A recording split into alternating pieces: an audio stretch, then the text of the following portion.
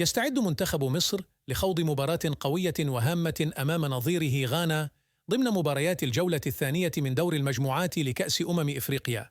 وسقط الفراعنة في فخ التعادل بالجولة الأولى أمام موزمبيق بهدفين لكل فريق، وستسعى كتيبة منتخب مصر للخروج بنقاط المباراة كاملة للاقتراب من التأهل إلى الدور القادم.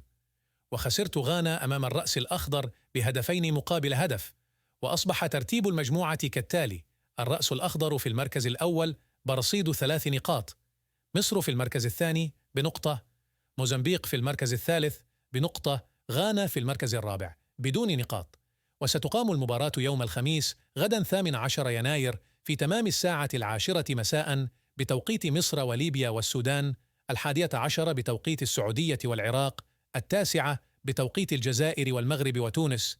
تشكيل منتخب مصر: حارس المرمى محمد الشناوي، خط الدفاع محمد حمدي، أحمد حجازي، محمد عبد المنعم، محمد هاني، خط الوسط مروان عطية، حمدي فتحي، إمام عاشور، خط الهجوم محمود تريزيجي، مصطفى محمد، محمد صلاح.